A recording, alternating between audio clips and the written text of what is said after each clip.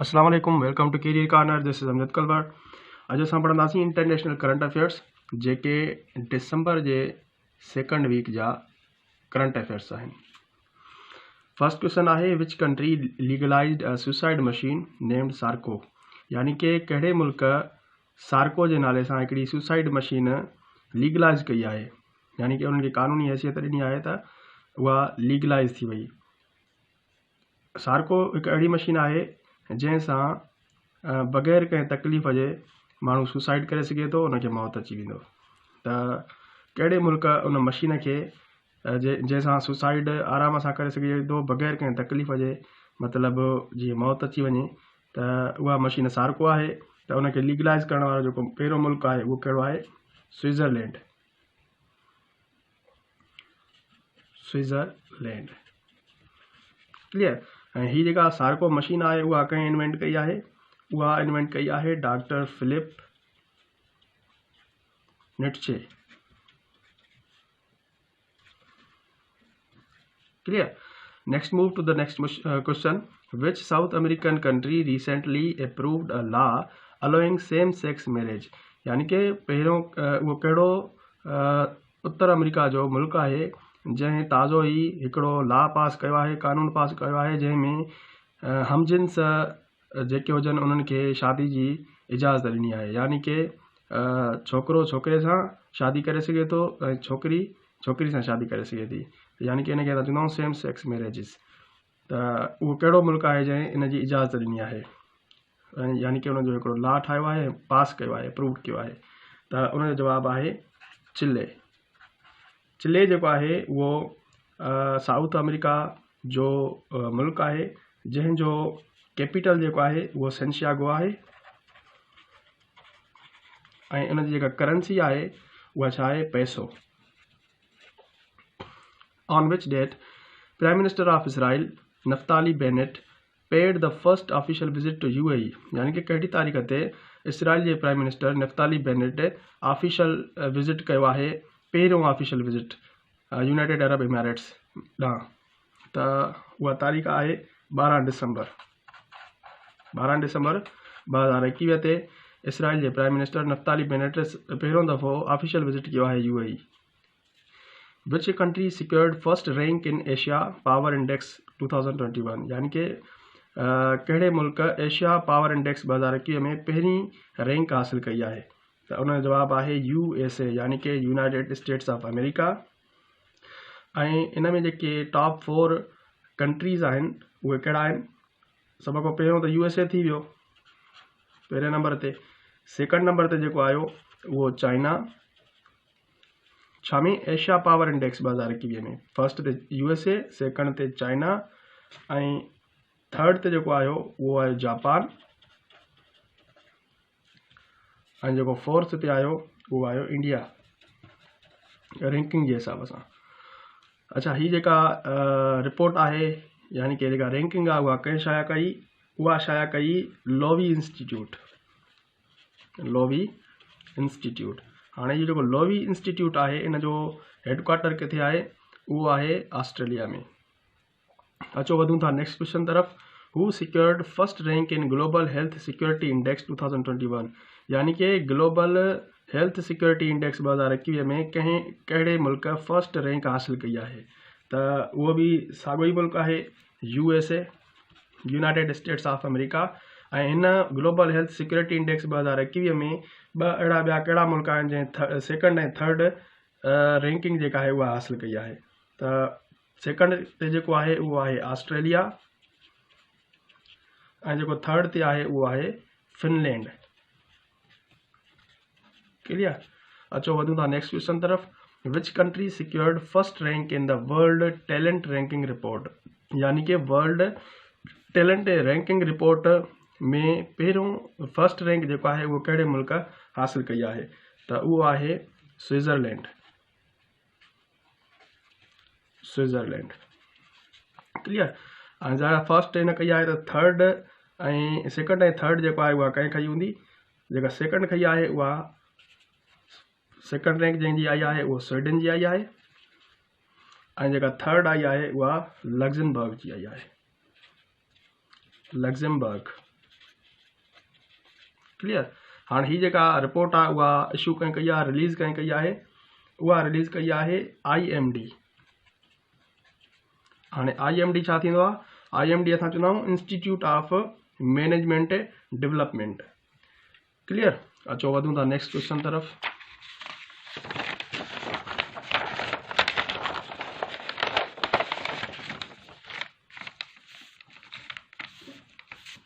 Question number 7 आहे, who has been awarded women of the year by world athletics. यानी कि world athletics जे तरफ़ां वुमेन ऑफ द ईयर कंहिंखे award कयो वियो आहे? त उन जो जवाबु आहे अंजू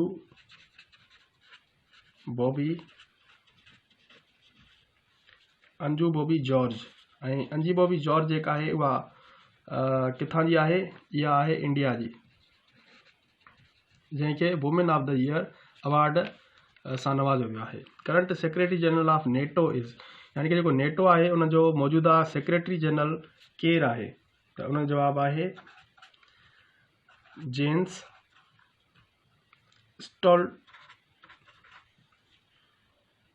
स्टोल्टेनबर्ग। यानी कि जेन स्टोल्टेनबर्ग जेको आहे उहो नेटो जो सेक्रेटरी जनरल आहे मौजूदा। ऐं जॾहिं नेटो जी ॻाल्हि अचे थी त नेटो जो फुल फॉर्म जेको आहे उहो तव्हांखे अचणु घुरिजे। त नेटो जो जेको फुल फॉर्म आहे उहो छा आहे? एन फॉर नॉर्थ ऐं ए फॉर एटलांटिक। हाँ नॉर्थ एटलांटिक छा आहे? मां तव्हांखे जोग्राफी में पढ़ाए चुको आहियां त जेको एटलांटिक समुंड आहे उन जो नॉर्थ साइड हूंदो त उहो उन एटलांटिक समुंड खे ॿिनि हिसनि में विरायो वियो आहे, हिकिड़ो नॉर्थ एटलांटिक, ॿियो साउथ एटलांटिक। जेको नॉर्थ तरफ़ आहे उत्तर तरफ़ उनखे असां नॉर्थ एटलांटिक चवंदा आहियूं, जेको अमेरिका ऐं यूरोप खे पाण खां उहो हिक ॿिए खां सेपरेट करे थो। N for north, A for Atlantic, T for treaty ऐं ओ फॉर ऑर्गेनाइजेशन। हाणे इन जो फुल फॉर्म थी वियो नॉर्थ एटलांटिक ट्रीटी ऑर्गेनाइजेशन। हाणे जेको नेटो खे मोस्ट रीसेंट जेको कंट्री जॉइन कयो आहे उहो कहिड़े मुल्क कयो आहे? उहो कयो आहे नॉर्थ मैसिडोनिया। क्लियर। ऐं नेटो जो हेडक्वार्टर इहो ईंदो आहे, क्वेश्चन पेपर्स जेके एग्ज़ाम्स आहिनि उनमें रिपीट थींदो रहंदो आहे। नेटो जो हेडक्वार्टर किथे आहे? इहो आहे ब्रज़िल्स में। ब्रज़िल्स जेको आहे उहो कैपिटल सिटी आहे कंहिंजो? बेल्जियम जो। ऐं नेटो जो जेको बुनियादु पियो उहो कॾहिं पियो? उहो पियो 1949 में। ऐं हिन जा जेके टोटल मेंबर्स आहिनि उहे घणा आहिनि? 30। अचो वधूं था नेक्स्ट क्वेश्चन तरफ़।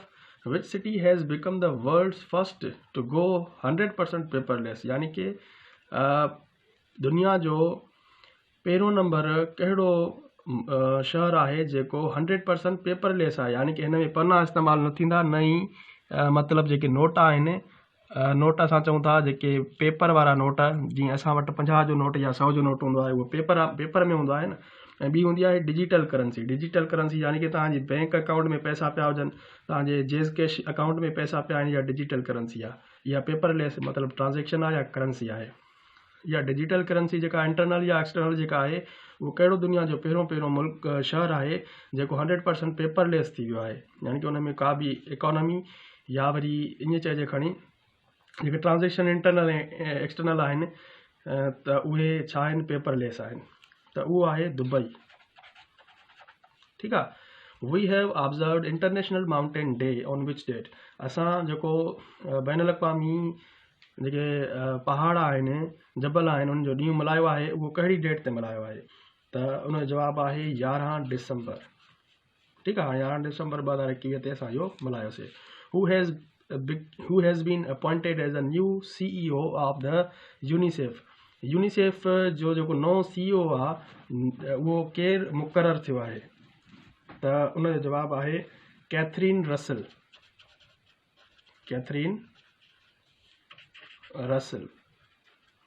क्लियर। अचो त हाणे ॾिसूं था जेको यूनिसेफ आहे उहो उन जो बुनियादु कॾहिं पियो? यानी कि उहो कॾहिं ठहियो? उहो ठहियो 11 डिसंबर 1946। 1946 में यूनिसेफ जो बुनियादु पियो। ऐं यूनिसेफ जो जेको हेडक्वार्टर आहे उहो किथे आहे? उहो आहे न्यूयॉर्क में। ऐं न्यूयॉर्क शहर आहे कंहिंजो? अमेरिका जो, USA, जंहिंखे यूनाइटेड स्टेट्स ऑफ अमेरिका चवंदा आहियूं। अचो नेक्स्ट क्वेश्चन तरफ हलूं था, which country has become the world's first country to transit to 4.5 day work week, यानी कि दुनिया जो पहिरों मुल्क कहिड़ो थी वियो आहे जंहिं हफ़्ते में सिर्फ़ु 4.5 ॾींहं कमु करण जी मतिलबु हिकिड़ो ऑफिशियल क्लेम कयो आहे, यानी कि कहिड़े मुल्क में सिर्फ़ु हफ़्ते में 4 ॾींहं जेको आहे उहो कमु कयो वेंदो, लेबर्स जेके हूंदा उहे कमु कंदा, बाक़ी जेके आहिनि ॿिया ॾींहं उन्हनि खे छुटी हूंदी। त उहो आहे UAE, यानी कि यूनाइटेड अरब इमारेट्स। क्लियर? अचो वधूं था नेक्स्ट क्वेश्चन तरफ। नेक्स्ट क्वेश्चन आहे, the Gaganyaan is a first human space mission of which country going to be launched in 2023, यानी कि जेको गगनयान हिकिड़ो फर्स्ट ह्यूमन स्पेस मिशन आहे जेको कहिड़ो मुल्क को लॉन्च कंदो 2023 में। त गगनयान नाले मां ई ज़ाहिर आहे त उहो इंडिया जो ई नालो हूंदो। ठीकु आहे, त गगनयान हिकिड़ो इंडिया जो मिशन आहे जेको फर्स्ट ह्यूमन स्पेस मिशन आहे जेको 2023 में इंडिया लॉन्च कंदो। We have observed world anti corruption day on which date, असां वर्ल्ड एंटी करप्शन डे कहिड़ी तारीख़ ते ऑब्जर्व कयो आहे, त उनजो जवाबु छा आहे? 9 डिसंबर 2021 ते असां world anti corruption day observe कयो आहे। इन जो जेको थीम हुयो उहो इहो हुयो त your right your role, your right your role. हाणे तव्हांजो रोल कहिड़ो आहे? यूअर राइट यूअर रोल, से नो टू करप्शन, से नो टू करप्शन। पर पाकिस्तान में जेके ख़ासि करे इदारा से नो टू करप्शन हिकिड़े न्यूज़पेपर में या वरी पंहिंजनि पेपर्स ते लिखंदा आहिनि पर वठंदा ई उहे आहिनि corruption.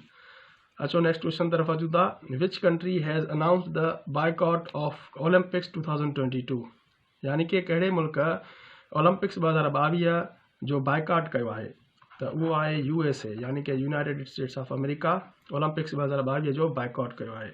On 8 December 2021 Olaf Scholz took oath as a new chancellor of which country, यानी कि 8 दिसंबर 2021 ते ओलफ स्कोल्स जेको आहे उन उहिदे जो जेको कसमनामो असां चवंदा आहियूं, ओथ जेको आहे उहो खयो आहे न्यू चांसलर जो कहिड़े मुल्क जो थियो आहे, यानी कि जेको ओलफ स्कोल्स आहे उहो कहिड़े मुल्क जो न्यू चांसलर तौरु हुन ओथ खयो आहे।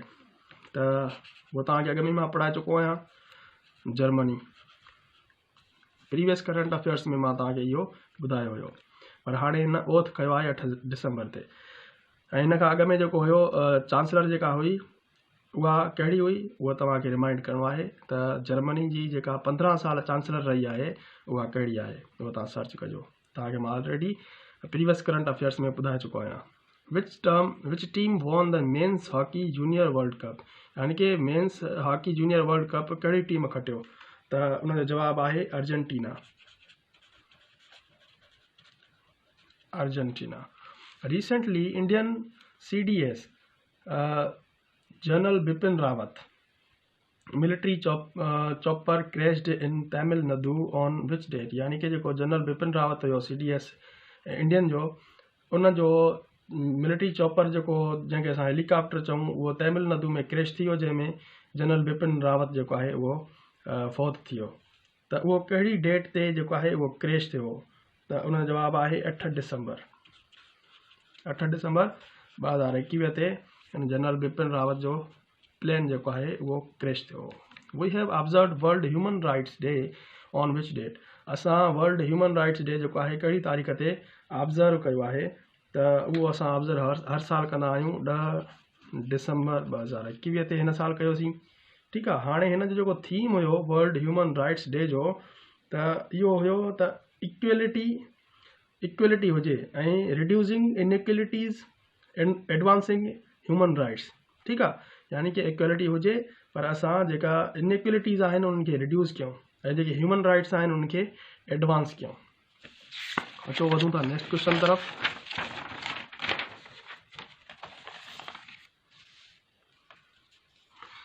नेक्स्ट क्वेश्चन आहे, which country won the Davis cup tennis tournament, यानी कि कहिड़े मुल्क डेविस कप टेनिस टूर्नामेंट खटियो आहे?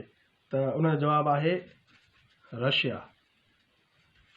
Who has become the first Japanese tourist to visit the International Space Station? यानी कि उहो पहिरियों कहिड़ो जापानी जो पहिरियों जापानी टूरिस्ट आहे जेको इंटरनेशनल स्पेस स्टेशन खे विज़िट कंदो, यानी कि उहा हिकिड़ी औरत आहे जेका पहिरीं जापानी टूरिस्ट आहे जेका इंटरनेशनल स्पेस स्टेशन विज़िट कंदी। त उहा कहिड़ी आहे? उहा आहे यासुको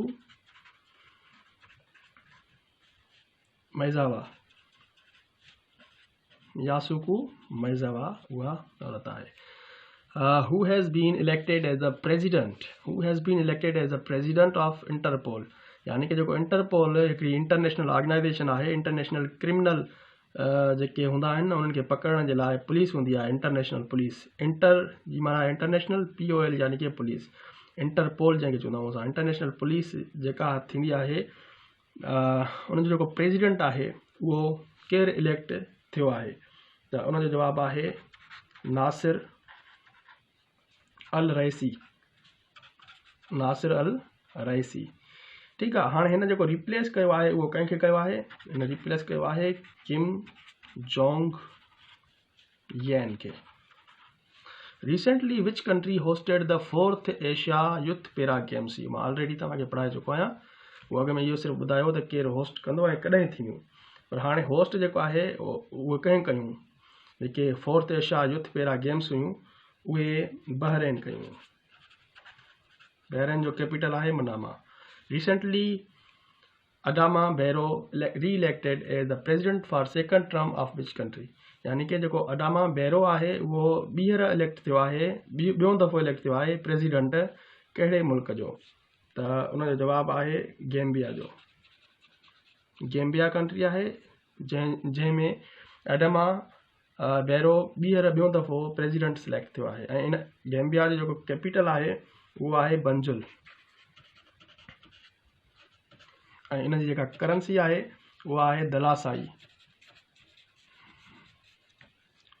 On which date United Nations General Assembly UNGA has granted observer status to International Solar Alliance? यानी कि जेको इंटरनेशनल सोलर अलायंस आहे ISA उनखे United Nations general assembly observer status ॾिनो आहे। त उन कहिड़ी डेट ते यूनाइटेड नेशंस जनरल असेंबली उनखे ऑब्जर्वर स्टेटस जो ईअं चइजे खणी त उनखे ऑब्जर्वर स्टेटस तौरु रखियो आहे?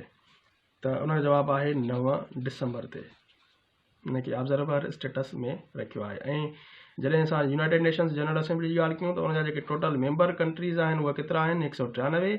ऐं जेको मौजूदा हिन जो प्रेसिडेंट आहे यूनाइटेड नेशंस जनरल असेंबली जो उहो आहे अब्दुल्ला शाहिद।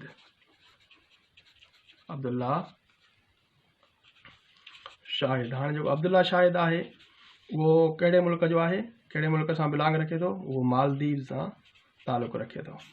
त इहे हुआ international current affairs second week of December 2021. See you in next video. Allah Hafiz.